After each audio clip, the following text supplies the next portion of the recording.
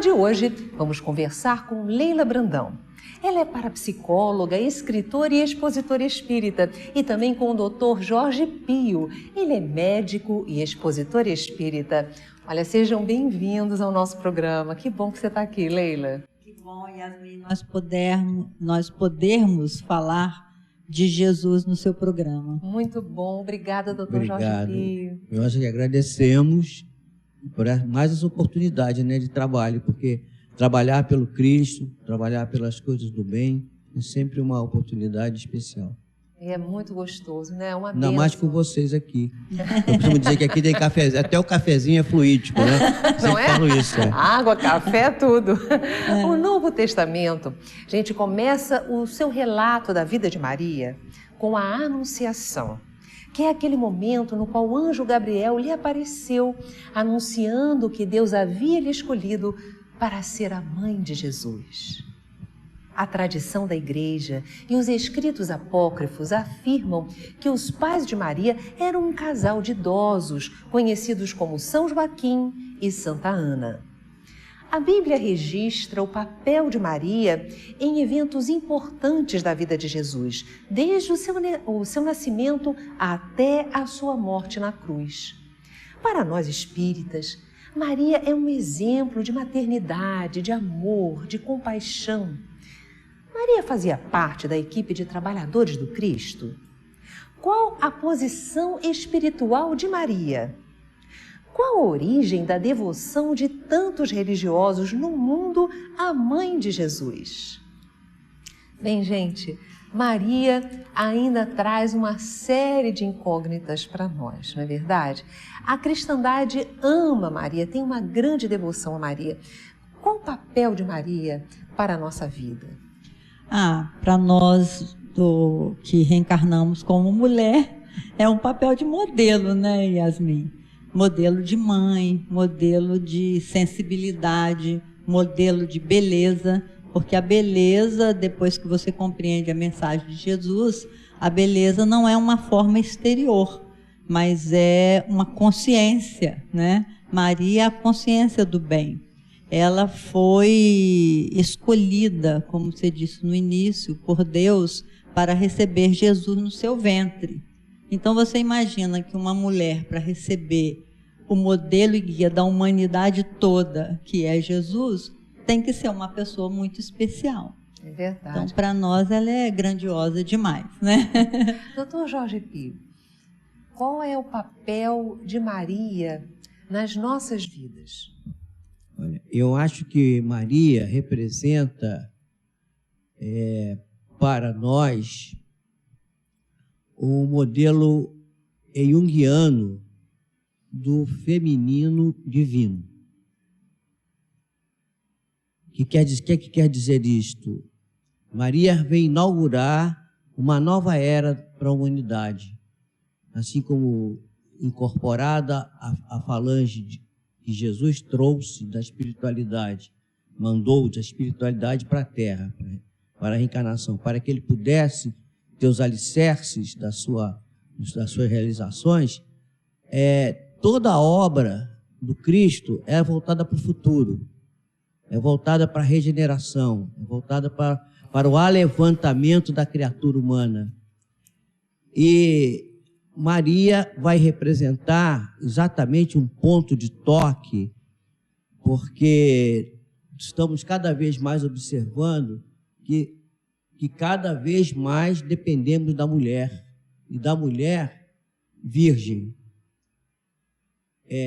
Daí a ideia da virgindade, que é uma coisa que todo mundo foge de falar, mas que eu queria começar falando, porque virgindade não quer dizer o ímen da genitália intacta, não é isso.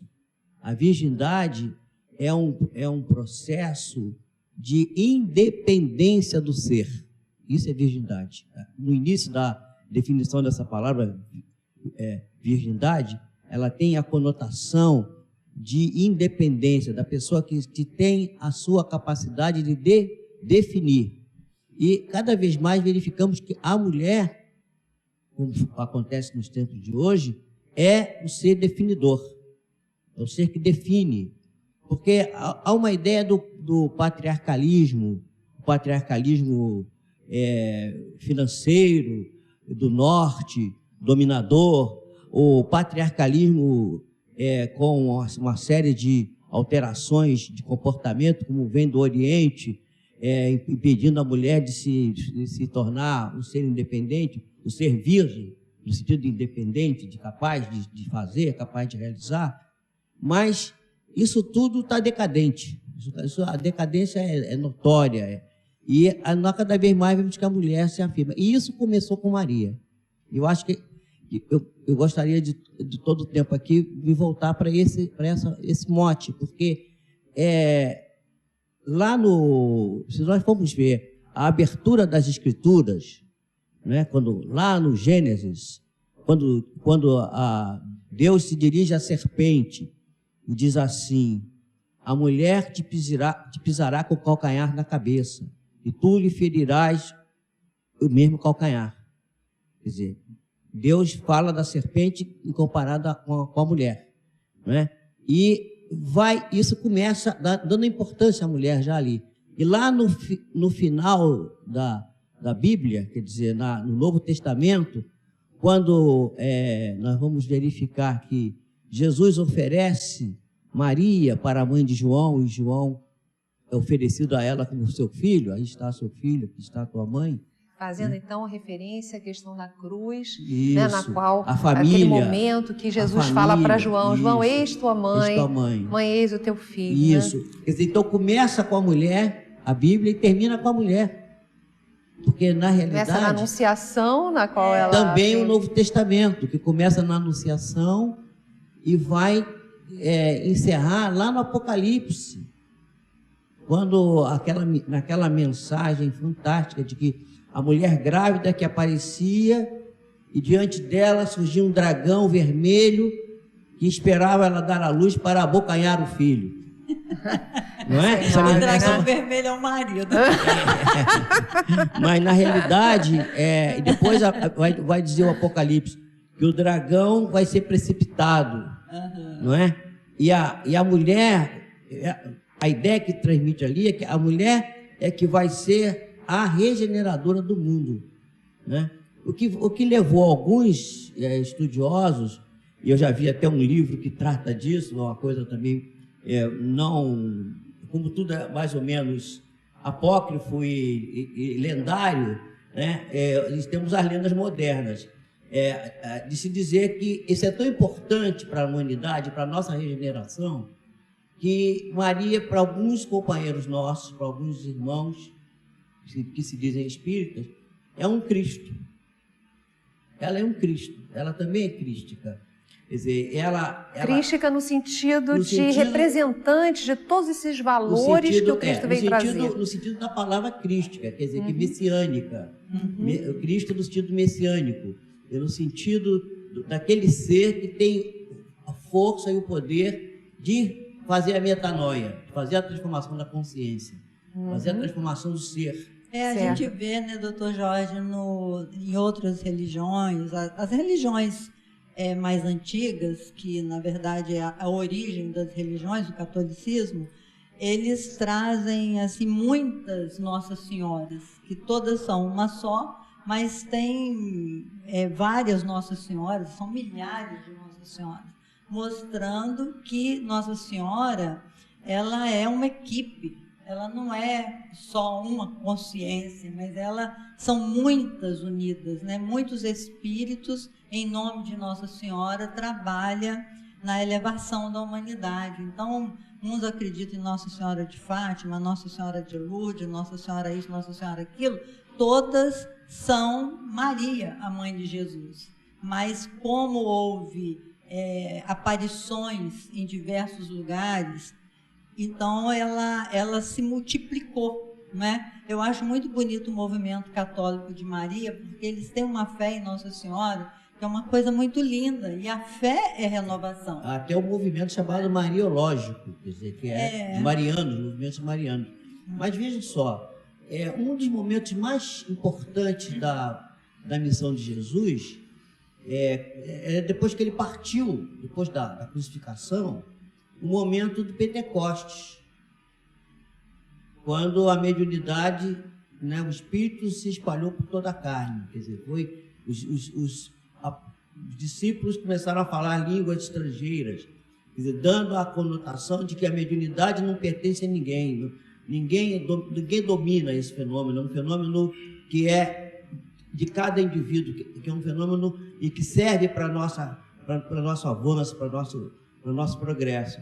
E esse momento, que é um momento de metanoia, de transformação daqueles indivíduos, porque o Pedro, que era aquele pusilânime que negou o Cristo 3 vezes, né, que fugiu, entra na sinagoga e cura a mulher, logo depois.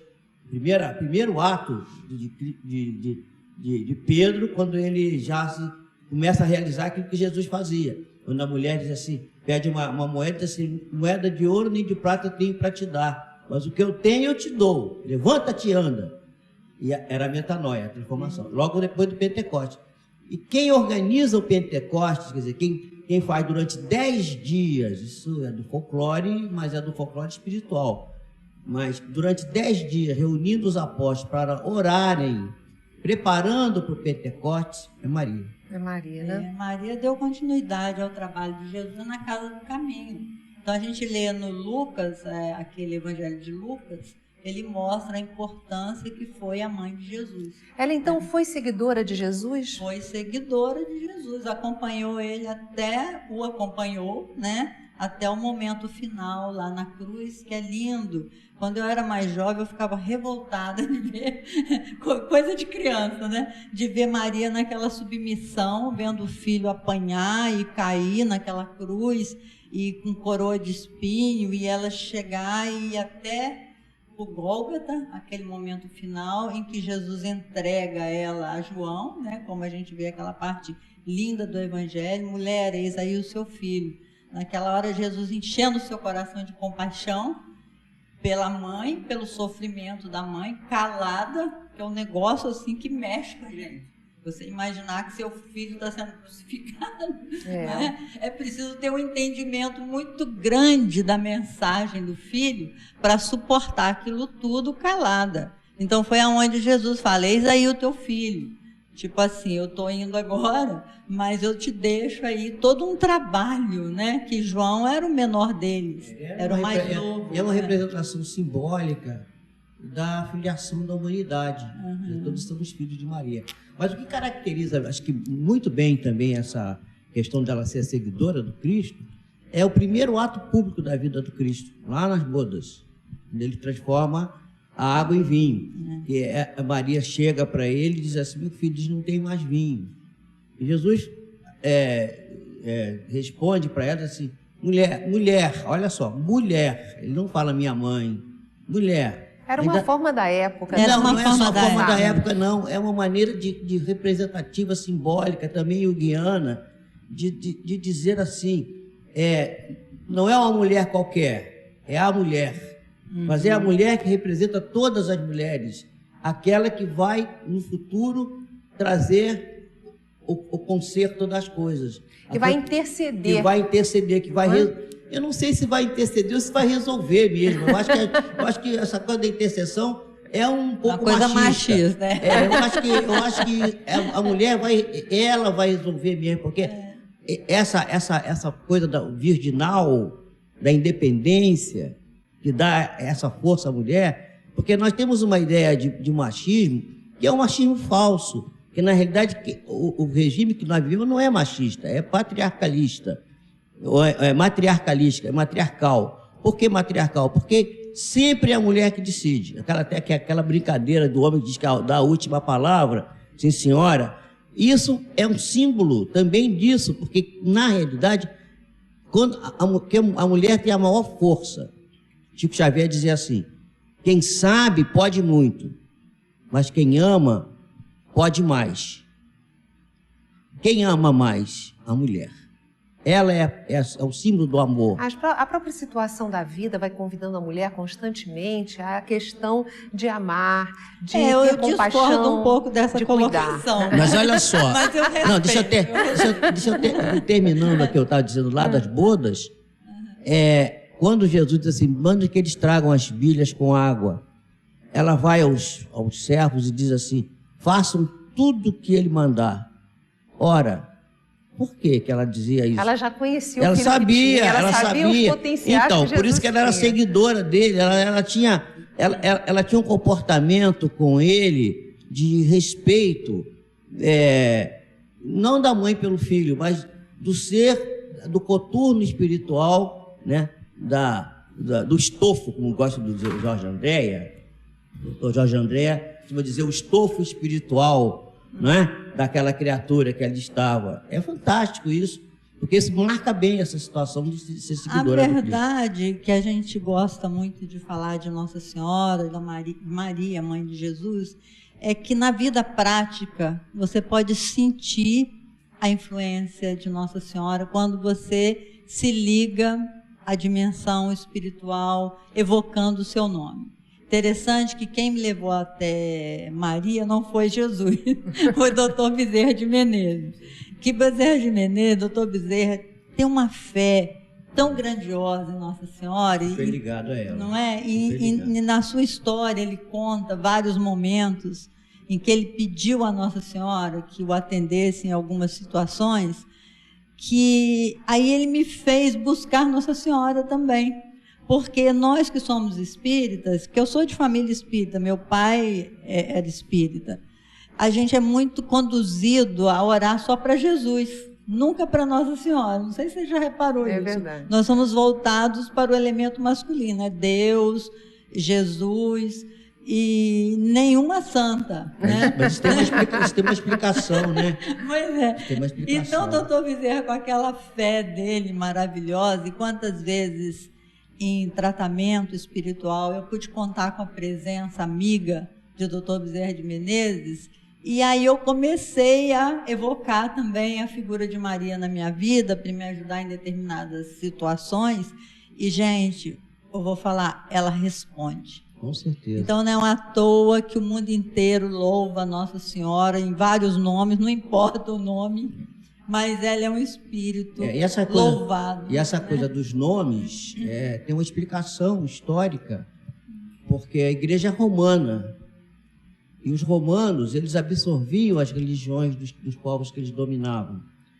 E a igreja, ela aproveita dessa ideia, e em cada local que se montava uma igreja, geralmente dentro de uma instituição que não era religiosa, que era ou que era gentia, não é? Dos gentios, e se via qual era o símbolo que representava aquele núcleo, aquele grupo que ali estava. Então, era um ídolo qualquer. Então, esse ídolo tinha um nome, era o ídolo daqui, dessa cidade tal, da cidade qual. Então, para que, aproveitando, como os romanos faziam, porque os romanos faziam isso, eles se aproveitavam da ideia que era trazida e adaptavam a sua ideia dos avoengos, do culto dos antepassados, né? Dos deuses lares, como nos relata Emmanuel há 2000 anos e 50 anos depois. Eles iam adaptando aquilo. E a igreja romana, católica romana, vai fazer a mesma coisa com a Nossa Senhora. Então, a Nossa Senhora é uma só. Mas naquele local ela tem aquele nome de Guadalupe, porque é na cidade de Guadalupe, onde existia um ídolo, que era o ídolo de Guadalupe. Na cidade de tal, assim vai colocando os nomes para não violentar excessivamente aquela criatura que já tinha aquela fé naquele ídolo. É uma espécie de transformação da ideia básica daquele povo numa coisa nova. Então, aproveitando o que ele tinha de autóctone. Isso aí é uma das razões. Nós somos uma cultura greco-romana, né? Eu me lembro que quando eu estudei sobre fogo sagrado, que antigamente as famílias, na antiga Grécia, em Roma, as famílias se uniam, né? Tratavam o casamento dos seus filhos e eles passavam a ter novos deuses, que era politeísta. Então eles acreditavam em vários deuses. E aí a mulher tinha que cuidar do fogo sagrado, mas era um fogo mesmo que não podia apagar. Então a mulher não podia sair de casa, porque se o fogo apagasse, aquele casamento estava destruído. Então, vocês veem que sempre se cobrou da mulher o fato do casamento dar certo ou não. Por isso é que eu discordei um pouco da colocação do Dr. Jorge Pio, quando disse que a mulher tem a última palavra. Não é bem assim. Mulher não tem última palavra, pois ela é eu vou lançar agora uma pergunta para vocês, porque olha só, na doutrina espírita não existem santos, né? A realidade, nós sabemos que todos esses irmãos julgados santos são espíritos nobres, né? Alguns até talvez com certas dificuldades, mas são espíritos, a maior parte deles, evoluídos. Mas qual é a ideia que o Espiritismo nos traz a respeito de Maria? Leila e depois o Dr. Jorge Pio. Maria é a mãe de Jesus. A ideia que nós temos é que é um espírito do mesmo nível evolutivo de Jesus, da sua falange, daquela falange que veio ao mundo para trazer o caminho da nossa felicidade, que é a construção do amor na face da terra. Então, Maria veio com essa missão. Então, é um espírito que a gente não tem ideia de onde ela poderá estar habitando agora, né? Que é um espírito com as conquistas necessárias a receber o modelo e guia da humanidade terrena. Então, eu imagino, Yasmin, que Maria tem o mesmo nível evolutivo de todos esses missionários que vieram junto com Jesus para a realização do novo. Exatamente. Voltando para essa tese que eu estou defendendo, quer dizer, nós estamos num momento de mudança de paradigmas. Então, o paradigma masculino está perdendo espaço para o paradigma feminino. Quer dizer, o que quer dizer isso?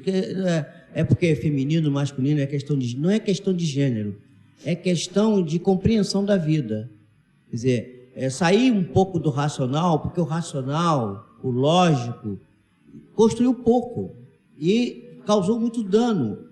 Nós precisamos mais hoje da mãe do que do pai, embora precisemos do pai, com certeza. E a mãe é absolutamente necessária, porque o sentimento materno de acolhimento, de amor, de carinho, de perdão, não é? De perdoar ou até de não se magoar com as coisas que nos fazem, vem do feminino. E esse paradigma, que é o novo paradigma que está gradativamente tomando conta do nosso imaginário, num processo de evolução fantástico e altamente construtivo, ele começa dessa maneira. Então, para nós, Maria representa, como eu falei lá no início, esse arquétipo junguiano do feminino divino, do feminino, da parte divina com aspecto feminino, do pater mater, do pai que também é mãe. Porque, vejam só, essa coisa de perseguir a mulher, e eu gostaria de voltar a falar da virgindade, porque isso é um tema tão debatido e que se foge tanto dele. Eu gostaria de colocar isso numa situação. A virgindade nasce em Roma, porque os romanos, naquele tempo, não tinha DNA, gente. Não tinha como saber quem era o pai, quem era a mãe. Então, a única maneira de controlar a descendência e fazer a transmissão dos bens da família, como os romanos eram tão apegados à família, né?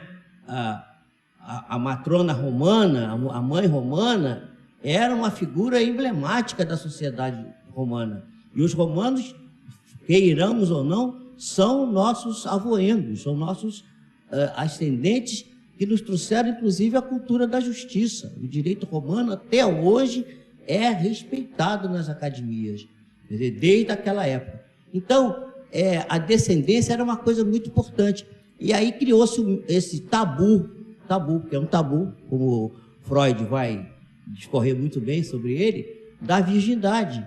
Porque era a maneira que os romanos tinham de controlar a mulher. Saber que o filho era para dele saber mesmo. que o filho era daquela descendência, daquela origem, uma vez que não havia o DNA. É verdade. Então, isso vem dali. E isso se espraiou, não é só na questão dos estudos sobre Maria, é na sociedade como um todo.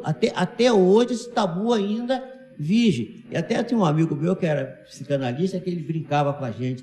Ele dizia assim, pois é, esse negócio da virgindade é um problema tão sério que antes dos anos 60, a moça vinha à consulta e dizia assim, doutor, estou desesperada, porque não sou mais virgem, estou perdida. Aí você... Agora, dos anos 60 para cá, a moça vai lá com 22, 23, 24 anos, a consulta e diz assim, doutor, pelo amor de Deus, me ajuda, eu ainda sou virgem. Quer dizer, mudou. Como muda, né? Quer dizer, são essas coisas do imaginário, que foi criado por essa cultura greco-romana, como você muito bem colocou, que vai estabelecer esses padrões que precisam ser desmistificados, que precisam ser atualizados no sentido progressista, no sentido não da libertinagem, que muitas pessoas podem compreender de uma maneira errônea, mas no sentido da verdadeira liberdade, daquela situação em que o indivíduo, ele é autóctono, ele tem direito à sua decisão e tomar conta da sua vida e ter responsabilidade por ela. No meu livro A Mãe na Vitrine, eu faço uma distinção entre o instinto materno e o sentimento materno. Acho até que nós já falamos sobre isso aqui, mas vale a pena a gente enfatizar, porque o sentimento materno tem muitos homens que têm. Então, assim, o instinto materno é a mulher que vai abrigar no seu ventre um novo ser, né? Que é maravilhoso. Esse instinto, a mulher nasce com ele. Mas o sentimento materno é uma construção ao longo do seu contato com aquele filho. Aí ela vai desenvolver o maior de todos os sentimentos, que eu acredito ser o sentimento materno. Muito bom. Mas se aproxima de Deus. E o homem tem também. Muitos homens hoje, na modernidade, apresentam o sentimento materno até maior do que da mulher. Eu vejo mulher que realmente não se importa em trabalhar esse sentimento mais próximo com seu filho, e já o homem se importando com isso e se dedicando a trabalhar, a construir esse sentimento de amor com seu filho. Isso é tão importante que você, na última palestra que eu fiz aqui, que eu falei assim, só tem uma frustração na vida, não ter útero. Tá ótimo. Mas existe Falei o útero. na Gente, palestra. tá ótimo. Existe o útero emocional. Muitos homens têm útero emocional. Nós estávamos falando sobre a importância de Maria para a cristandade. E existem livros na doutrina dos espíritos que falam sobre Maria. Vamos conversar um pouquinho sobre isso no livro psicografado por Ivone Pereira, que fala sobre os suicidas, Memórias de um Suicida, aparece um grande instituto de Maria de Nazaré. Vamos falar É verdade, a gente lê esse livro, essa obra de Ivone Pereira, a segunda parte, meus irmãos, eu acho assim simplesmente maravilhosa, que fala sobre o departamento de reencarnação.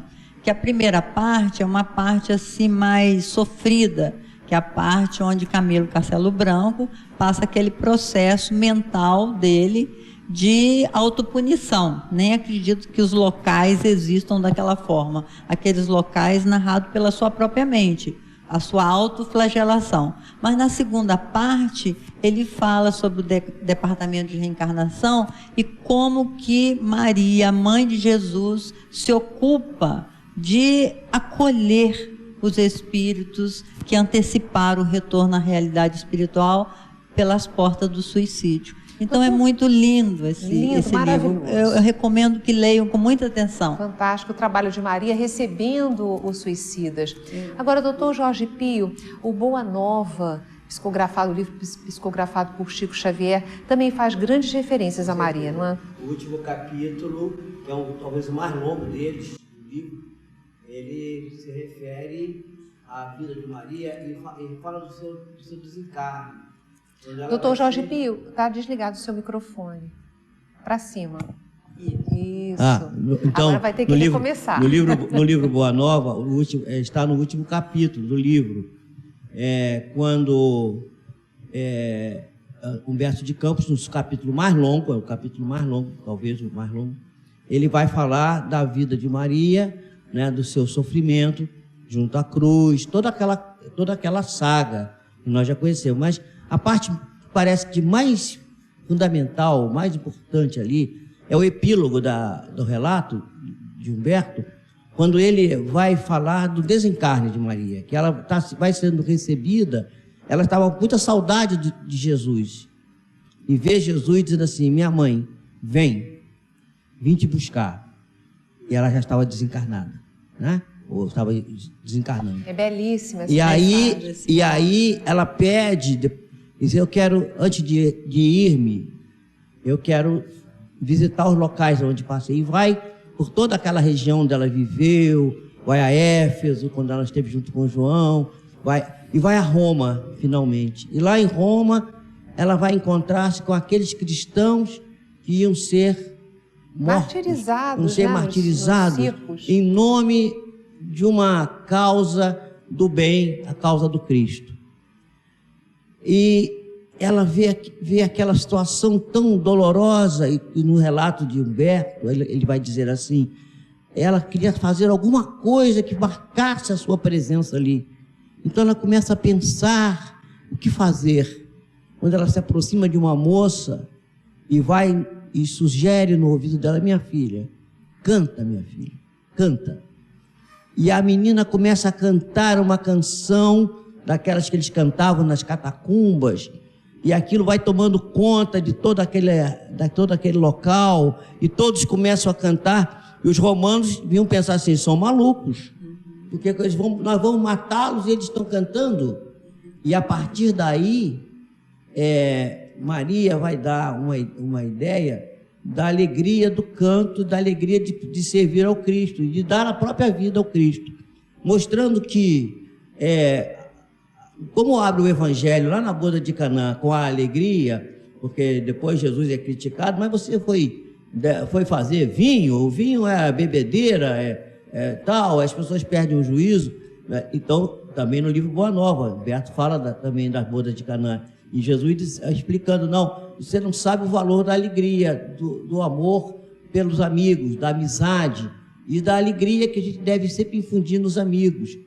Então, começa nesse ponto aí a boda de Canaã, a abertura da vida do Cristo, a pedido de Maria, e vai concluir lá no Humberto de Campos, quando ela pede que a moça cante, quer dizer, com a música. Então, por isso que é chamado de Boa Nova, de ser Boa Nova, que é notícia boa, alegria.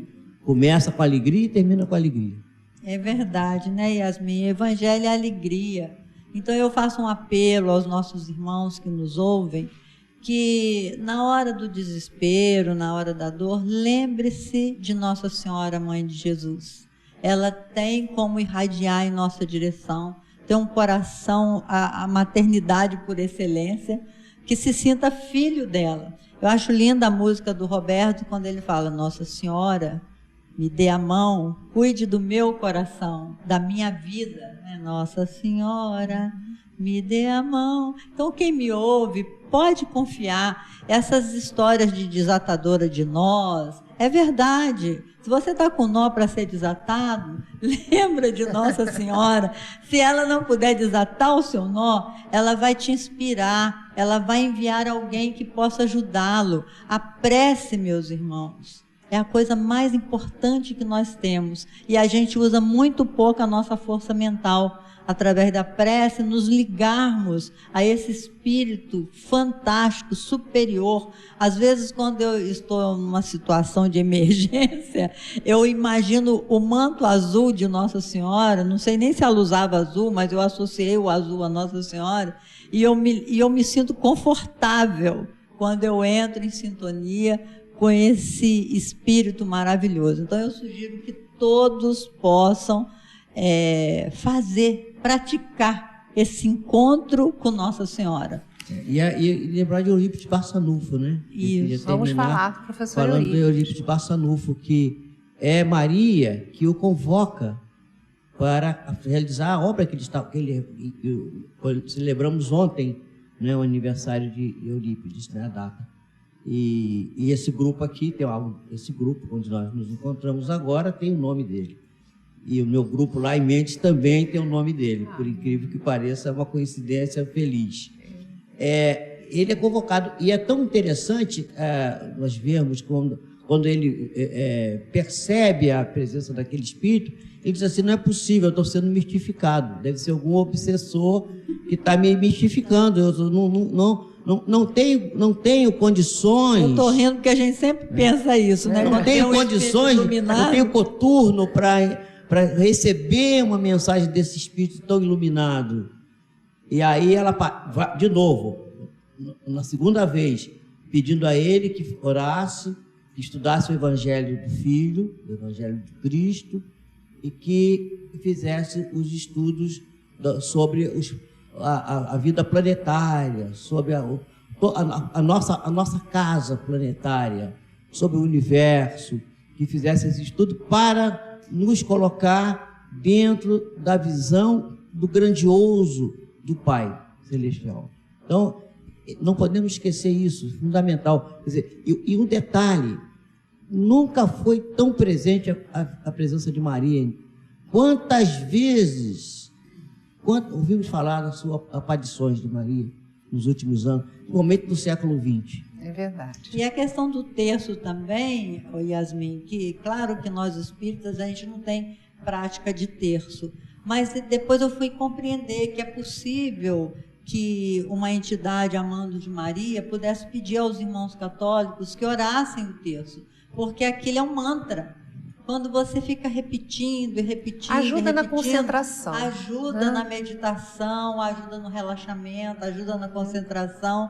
Então, às vezes, a gente ainda não tem capacidade dessa abstração sem uma ajuda simbólica. Então, aquele símbolo do terço, eu passei a olhar com outros olhos. Isso faz com que a gente se aproxime das outras religiões também, né? Isso. Nós já estamos, infelizmente, chegando ao término do nosso programa e eu vou pedir as palavras finais do Dr. Jorge Pio. Minhas palavras é que, exatamente aproveitando o que a Leila acabou de dizer, nós temos que procurar abandonar os preconceitos, os conceitos prévios, reconhecer a nossa pequenez diante do grandioso que Deus criou, desse universo imenso. Observarmos que sabemos muito pouco e que temos que o dever de aproximar os irmãos, sejam eles concordantes com as nossas ideias ou não. E a grande beleza da vida está não em ter ideias, só ideias próprias, que isso é importantíssimo, né? Mas é mais importante do que ter as ideias próprias, defender até a morte o direito do outro também ter. Como dizia Voltaire, né? Não concordo com nada do que você diz, mas defendo até a morte o direito que você tem de dizer.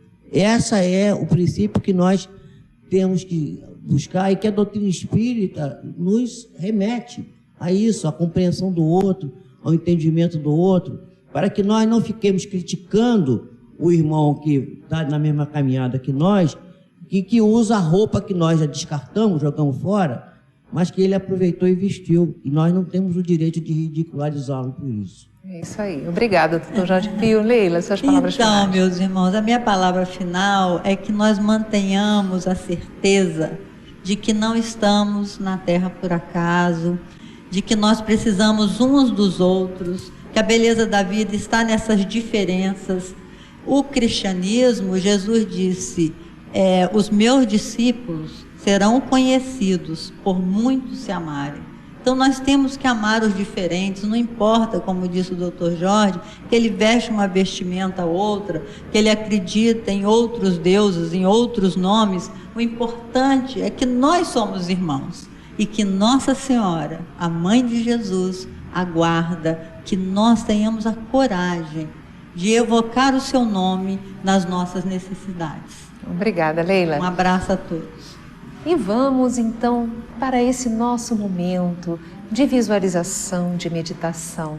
Eu convido você a relaxar em torno dos olhos, os ombros, relaxar o seu corpo.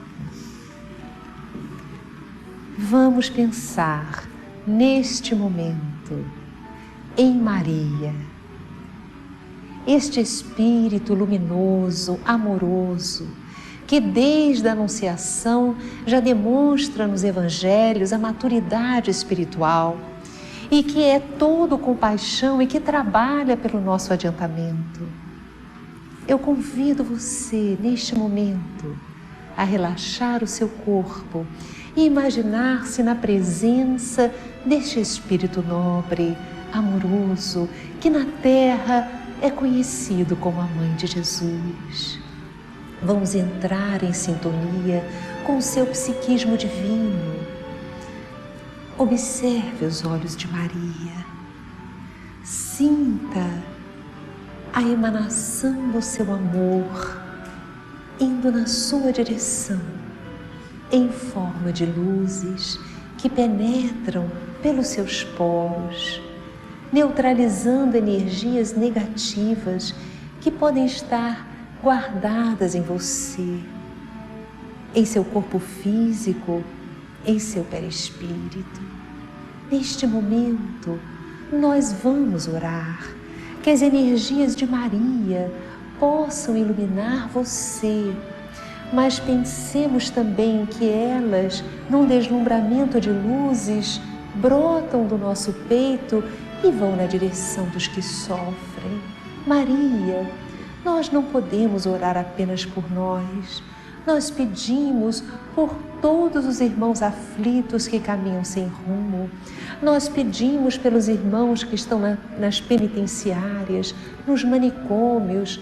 Nós pedimos pelos irmãos que estão nos hospitais. Nós rogamos, ó Maria, por aqueles que se encontram derrubados pelos vícios, por aqueles que pensam no suicídio como forma de saída de suas problemáticas existenciais. Ó Maria, que és o exemplo da compaixão e do amor, envolve toda a humanidade. Que os homens se aquietem e te ouçam e que a tua paz, a tua humildade, o teu amor sejam em cada mente e em cada coração humano. Obrigada, Maria. Sê conosco, agora e sempre. E você, minha irmã, meu irmão querido, cuide-se bem e seja feliz.